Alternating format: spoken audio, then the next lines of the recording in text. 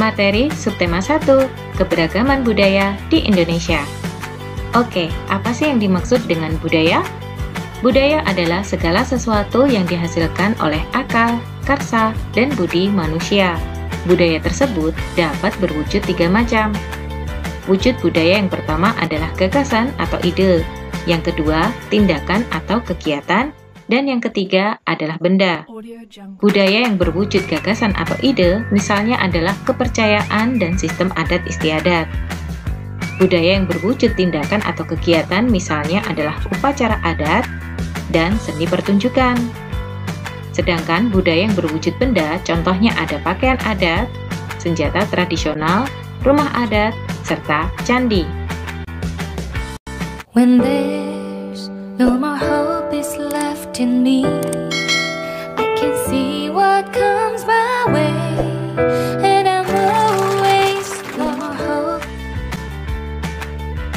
Berikut ini adalah budaya-budaya yang ada di Indonesia. Sopan santun pada orang yang lebih tua merupakan budaya yang berwujud gagasan atau ide. Ada pula upacara adat, merupakan contoh budaya yang berwujud tindakan atau kegiatan. Dan ada pula senjata tradisional dan wayang golek, merupakan budaya yang berwujud benda. Seperti yang telah kita ketahui, masyarakat Indonesia dari Sabang sampai Merauke memiliki budaya-budaya daerah yang berbeda. Keberagaman budaya daerah tersebut jika kita kumpulkan akan membentuk kebudayaan nasional. Dengan kata lain, kebudayaan nasional berasal dan bersumber dari kebudayaan daerah. Nah, kebudayaan nasional lahir sebagai hasil pemikiran, akal, budi, dan karsa seluruh suku bangsa yang ada di Indonesia. Keberagaman yang ada di Indonesia disebabkan oleh beberapa faktor.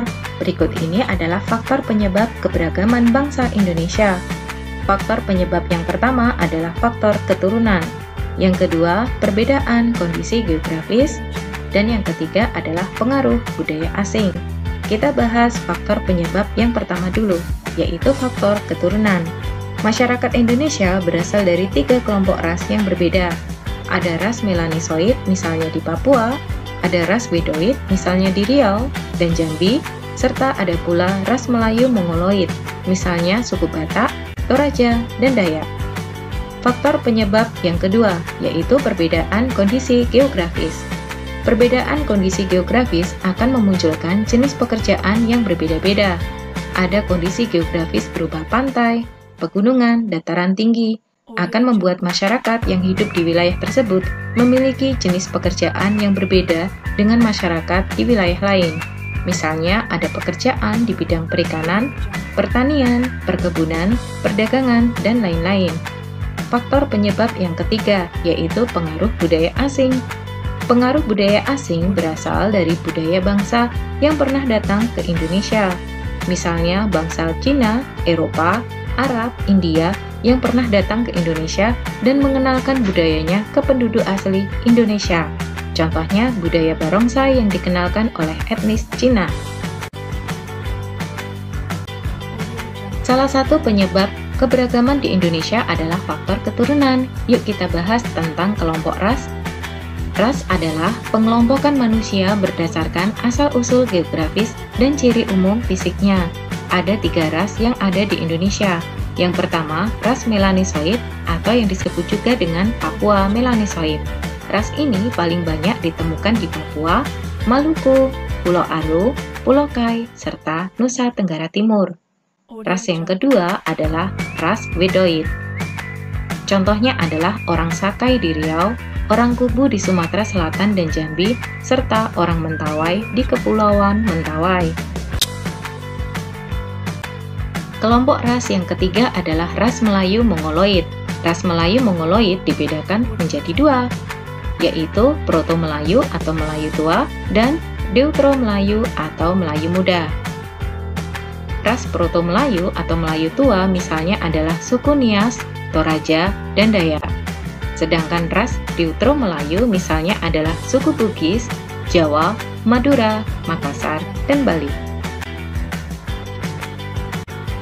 Nah, kita telah mengetahui bahwa suku satu dengan suku lainnya berbeda. Ada 3 hal yang membedakan suku satu dengan suku lainnya. Yang pertama adalah bahasa daerah, yang kedua adat istiadat, dan yang ketiga sistem kekerabatan. Bahasa daerah. Yang kedua adat istiadat. Audio Jungle. Dan yang ketiga sistem kekerabatan.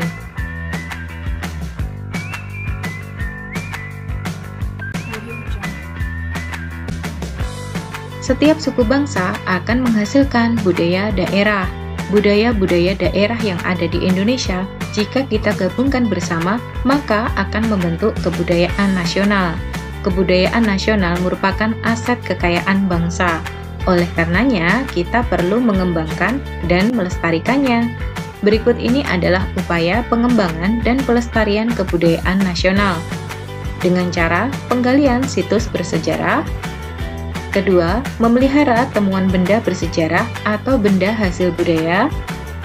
Yang ketiga, mengembangkan budaya melalui pendidikan dan pengajaran. Upaya keempat adalah menghormati dan mempelajari hasil kebudayaan sendiri. Upaya lainnya menyelenggarakan pertunjukan kesenian secara berkala, serta mendirikan sanggar kesenian. Mudah-mudahan kalian paham dan mengerti. Terima kasih anak-anak semua, sampai jumpa lagi.